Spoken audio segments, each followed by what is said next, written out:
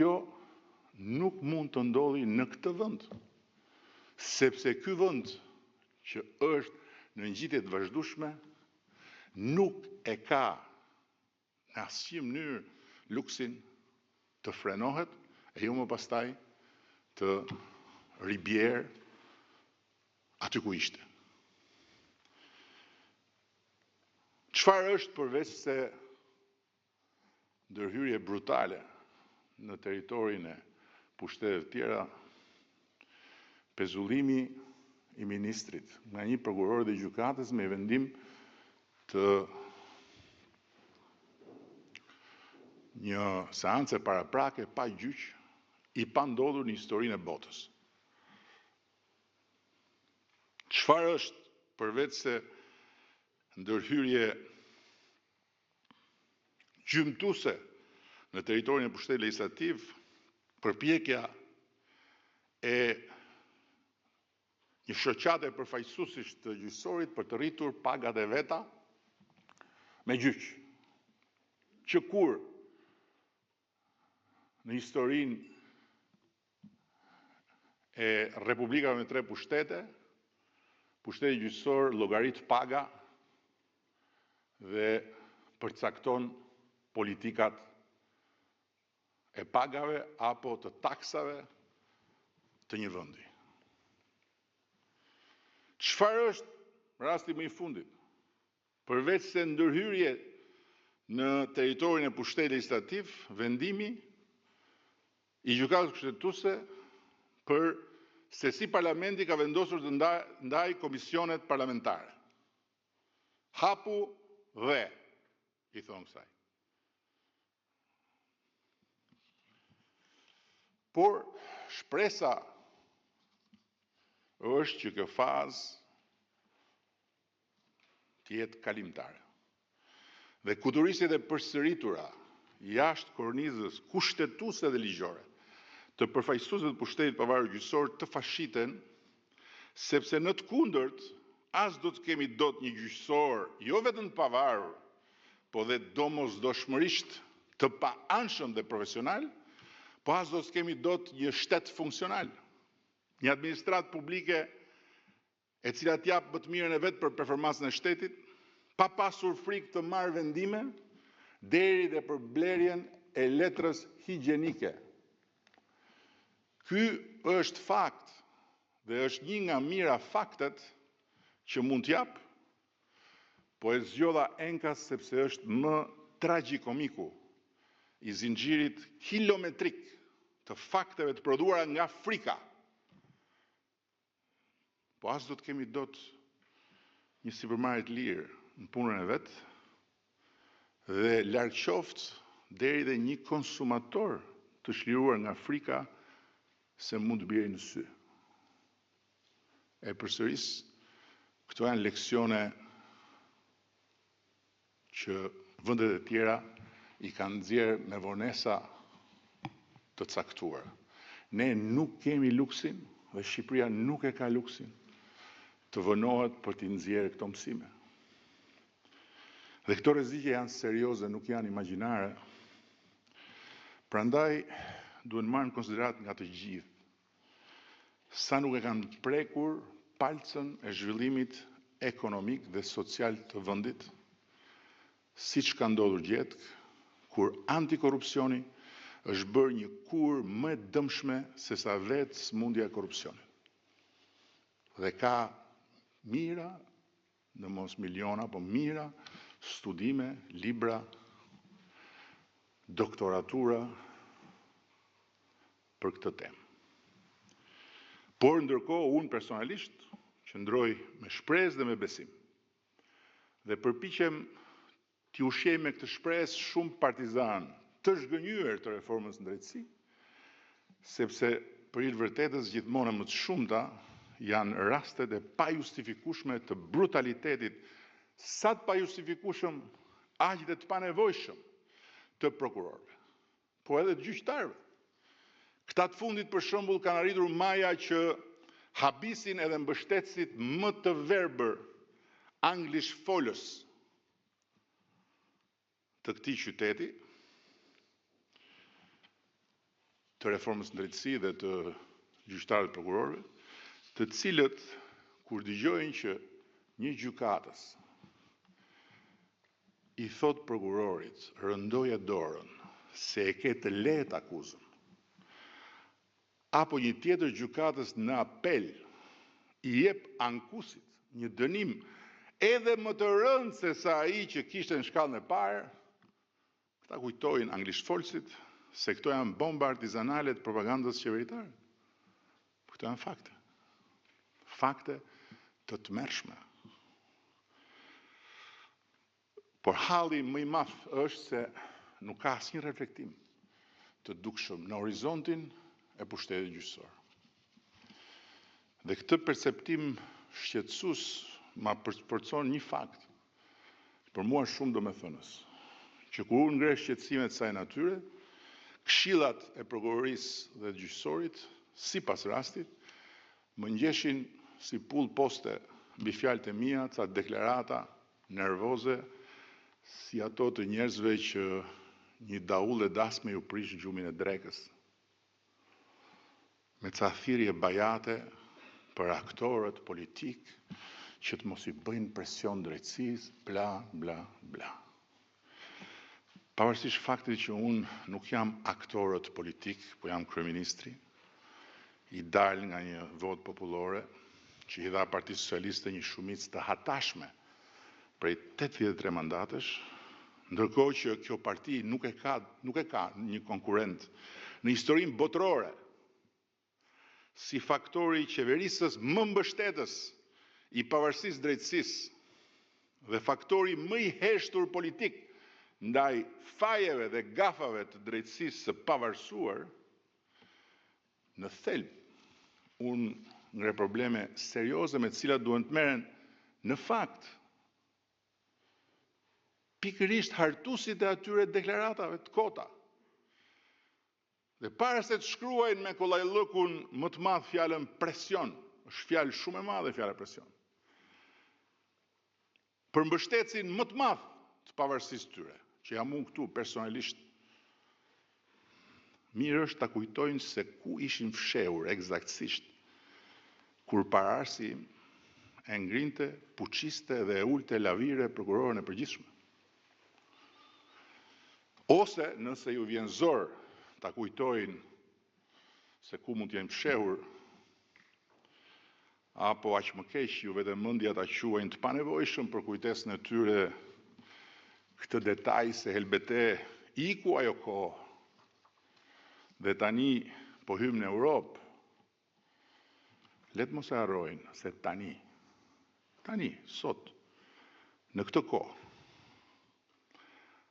ati që s'u bë dot pasarsi im, pasi ishte pararsi im, nuk ja artikulojnë dot jo një deklarat, po gjysmë llafi, edhe pasi tel dhe i lexon librin e shtëpisë, prokurorit ton më kurajos, mu tek dera e spakut. Prandaj u sugjeroj të merren me mesazhin, jo me mesazherin. Se paguhen si frëngu pulën nga taksat e shqiptarëve bashkë me 500 sekretarë dhe këshilltarë të tyre që të qeverisin sistemin e ri të drejtësisë, jo që të ankohen për ndërhyrje dhe për presione inekzistente. Nga unë, që u kam dorëzuar shpatën e drejtësisë pavarur, e cila rrinte në zyrën time që nga viti 1912. Kur nuk do ndërhyjmë ne në çështjet që i takojnë drejtësisë. Kur? Po të drejtat dhe liritë e njeriut. Siguria juridike e qytetarëve e punojësve të shtetit apo e sipërmarrësve. Garancitë e procesit të rregullt ligjor dhe me radhë nuk janë çështje që i takojnë vetëm prokurorëve dhe gjykatësve apo thjesht pushtetit gjyqësor, po janë çështje që lidhen me funksionimin demokratik të shtetit shqiptar dhe me jetën e njerëzve të këtij vendi që i takojnë çdo qytetari i këtij vendi e jo më pastaj të zgjedhurve nga qytetarët e këtij vendi. kur unë të hy në meritën e ndonjë çështje, për sa kohë çështja është në gjykim, atëherë, hajde, mund ta diskutojmë, po kur unë ngre zërin se më vjen turp, pasi lexoj raportin alarmant të Këshillit të Evropës për nivelin skandalos të paraburgimeve, të burgosurve pa gjyq në Shqipëri, dhe nga ana tjetër këshillat në fjalë nuk bëjnë asgjë për ta trajtuar atë raport me seriozitetin maksimal dhe për ta shtruar këtë problem minimalisht me të njëjtin alarm që e shtrojnë disa të huaj atje në Strasburg, përkundrazi. E vetmja gjë që i bën të ndjehen se ekzistojnë janë deklaratat për mua, atëherë kjo është për të vënë duart në kokë. Po halli i vërtet tu është se po bëhen casi shumë këto arsyet për të vënë duart në kokë. Se fjala vjen, deklaratat e prishje gjumit të këshillave janë lule para atij çarçafit që nxorri ajo shoqata rrogarritse e gjykatësve. Një fletrufe e vërtet, të cilën do ta kishte lexuar jo vetëm me ton dramatik, po me bindet plot politike, edhe vetë heroina e telenovelës Rruga e Shpresës, Albana Bulku. Ndërkohë që unë vura alarmin si kryeministri i Shqipërisë për gropën që shoqata në fjalë donte të hapte në buxhetin e shtetit duke i rritur rrogat vetes me gjyq dhe pa drejtësisht. Dhe halli i halleve pastaj është se duart ne këtu nuk i kemi për t'i vënë kokë, po për të hapur rrugën në Shqipërisë 2030 në Bashkimin Evropian me një shumicë parlamentare prej 83 deputetësh dhe po e përsëris që ta dëgjojnë gjithë se ndoshta nuk e kanë mirë parasysh. Dhe këtë shumicë ky popull na ka vënë dispozicion që të përveshim mëngët dhe të mos ndalemi, duke na hequr dhe çdo lloj alibie të mundshme për çdo lloj vendnumëroje.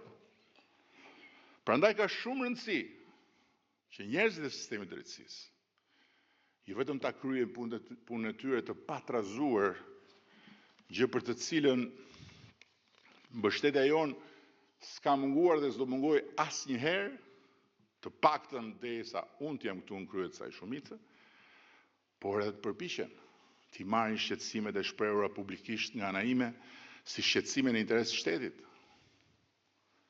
jo të pushtetit që ne përfaqësojmë. Them nga ana ime, pasi pakti ynë i brendshëm këtu në këtë grup është që askush nuk duhet të merret me gafat dhe lajthitet e drejtësisë së re, sepse pikërisht qëllimi ynë si forca udhëheqëse e reformës në drejtësi nuk është të bëjmë presion, po të kërkojmë mirë kuptim për gjërat që nuk shkojnë, apo ende më keq që shkojnë aq keq sa e dëmtojnë kauzën e përbashkët për shtetin ligjor demokratik të shqiptarëve. Fola më lart për lajthitjet pa justifikueshme, po dhe të panevojshme. Të panevojshme totalisht, sepse askush nuk ka ngritur dhe nuk do të ngrejë në emër të kësaj shumice qeverisëse asnjë pretendim që pengon hetimet nga ana e prokurorive për çdo qoftë. Edhe pse kjo alibia e pengimit të hetimeve ka arritur në kulme të një absurditeti që do t'ishte për të qeshur, po t'ishte skeç i vitit të ri, po është për të qarë, për të vënë kujën, për të vënë ulërimën, kur paketohet si kërkesë për arrest me ca argumenta që i thon logjikës mbyllë gojën se të futa brenda. Cila është nevoja? Çfarë justifikon? Një kuturisje të marrë për të bërë 40 kontrolle banesash në ditën e vigjiljes së vitit të ri, për një çështje të regjistruar para 5 vjetësh, jo vetëm duke i trajtuar punonjësit e administratës, si të ishin ndonjë organizatë kriminale, për të mbledhur e tëra njëkohësisht në burg, por dhe duke përcjell në tërë tenxherët e Shqipërisë haberin që s'ka asgjë të gëzueshme për një ditë thuajse të shenjtë në mbar globin, ku tërë bota arrin shtëpi me familje dhe me fëmijët. Shteti ligjor nuk është shtet policor, dhe rendi ligjor demokratik nuk është rend antinjerëzor, as për kriminalët më të mëdhenj, jo më për punonjësit e administratës publike, e cila është kapitali i vyer njerëzor i një shteti. Dhe jo më kot në shtyllat themelore të procesit të negociatave, krahas forcimit të drejtësisë, është dhe forcimi i administratës publike. Drejtësia dhe administrata publike nuk janë në dy barikada përballë njëra tjetrës. Po si mund të forcohet administrata publike nëse çdo punonjës i saj prezumohet i fajshëm dhe trajtohet si i tillë, duke i shkuar në banesë për kontroll ditën e fundit të vitit, apo deri duke thirrur në prokurori për t'i kërkuar të pranojë faje që nuk i ka bërë, me presion, ai është presion. Sepse duhet i inkriminuar me patjetër dikush tjetër. A thua se njerëzit janë statistika dhe lëkura e tyre është asfalt që duhet shtruar për të kryer planin 3 mujor të prokurorive.